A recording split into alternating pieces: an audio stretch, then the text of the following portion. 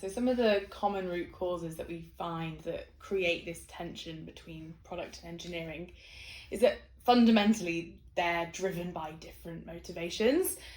Product teams are the expert in the customer segment. They need to have a deep appreciation for the drivers behind why customers come to that organization, the triggers for them being attracted to the offering of that business. The tech teams are very much focused on the technical integrity of the solution, how elegant the solution is, how innovative and forward-thinking the technology might be, or the architectural runway. And so they're not in any way naturally going to be aligned without a significant amount of collaboration. And it can mean at times it feels like they're talking two completely different languages on different, playing fields. And I think this is one of the key root causes.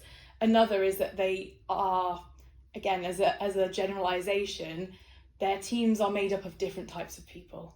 Some are more analytical and linear thinking, and others are more creative.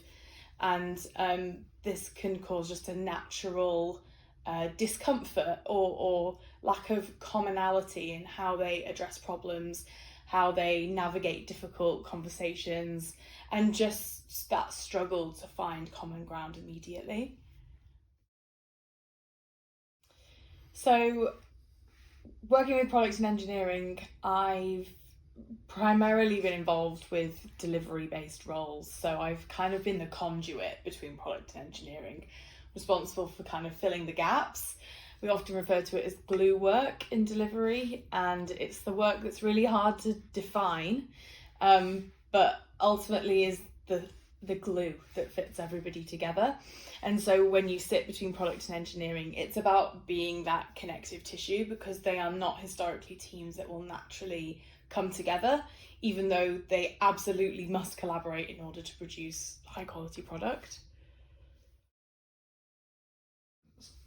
I think what product and engineering teams who collaborate easily do that makes the difference is they are able to find, as I said in my previous answer, this common ground. They're able to find a common language within which to talk about the goals and aims of the work that they're doing. And that's why when I talk about delivery being this kind of connective tissue, this conduit between the two teams, it's often really playing the role of a translator between technical jargon and technical vision and the sort of common phrases and wording that product might use to drive home the point of what value is being delivered to the customer. And ideally, these two things don't exist in silos. They become the same thing. But we need to invest time in developing this common language and this alignment. And so companies that do this naturally, that have a natural culture of collaboration, that create cross-functional teams as well. And obviously I'm an agilist by trade, so if I look at a scrum layer inside an organization, your teams are cross-functional. They're not just developers, they're not just testers or product owners. Each team has a scrum master, a product owner, some developers and some testers, so that they begin to create a common identity and see how the work that they're doing contributes to each other's goals. And companies that do this naturally and bake in that approach to their culture will find it so much easier to foster collaboration. They won't even need to try, it will just happen very naturally. So a common goal that product and engineering teams share is producing high quality product. Now, the definition or the metrics that you might measure to ascertain if something is high quality can be different. So product, is this serving a need out in the market? Is this enabling us to take advantage of an opportunity in the customer segment? Is it delivering value that is actually helping a customer solve a problem? If the answer is yes to all those questions, it's a high quality product. And with a technical team, the high quality aspect is more integral to the kind of construct of the solution.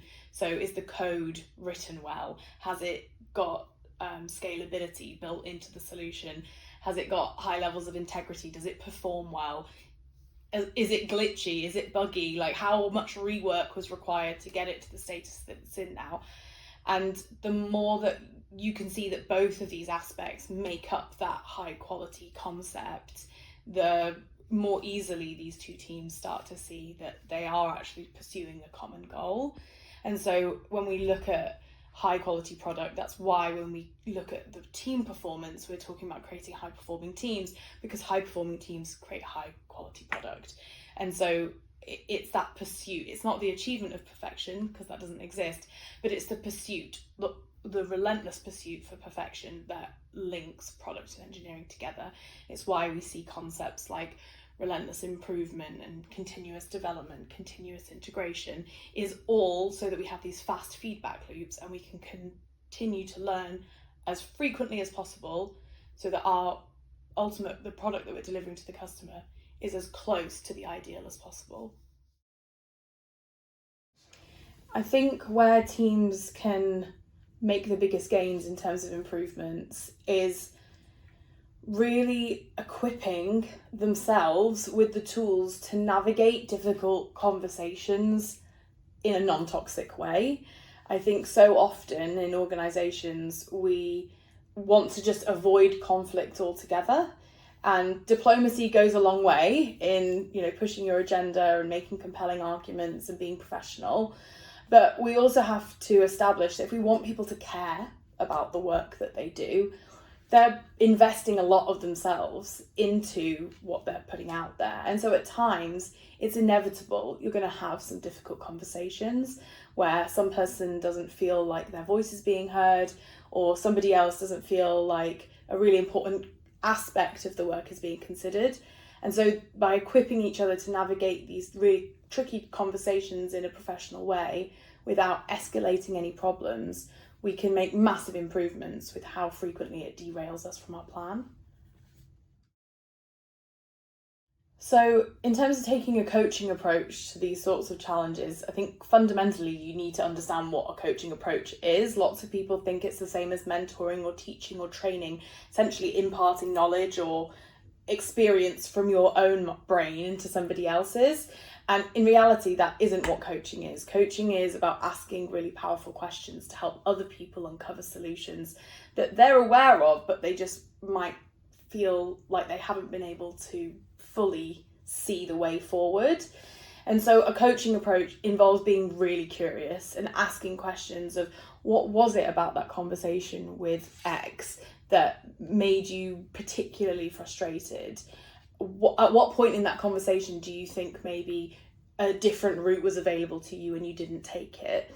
How is the frequency of these sorts of difficult conversations impacting your ability to do your work? I mean, they're just off the top of my head, right? But they're powerful questions, which we refer to as questions that are open. I'm not asking for yes or no. You can't respond in that way to those questions. You have to dig a bit deeper. And the more that we can connect with the triggers ultimately for people in these difficult conversations, is it because they feel their personality is being attacked? Is it because they're really proud of the work and they feel like somebody else isn't recognizing that? We're all human at the end of the day. And I think that's the key to taking a coaching approach, is being able to draw that out of somebody, show it back to them, and then go, oh wait, now I totally understand how that conversation got to that point of escalation. So in my opinion, conflict between product and engineering teams is actually really healthy. I think there's a reason that those two teams exist and that they're looking and focusing on different areas of the product development lifecycle. Ultimately, as long as you equip them with the tools to have difficult conversations in a healthy way, they actually are meant to act as a check and balance against each other, so that the product doesn't just become about the customer and there's zero consideration for the technical integrity, and vice versa. So we have this concept of, the hottest fire breeds the strongest steel. And I truly think that that is the sort of dynamic between product and engineering teams, in that when there is healthy conflict and healthy levels of that check and balance happening, the product quality is going to be higher because you're always in pursuit of that perfection.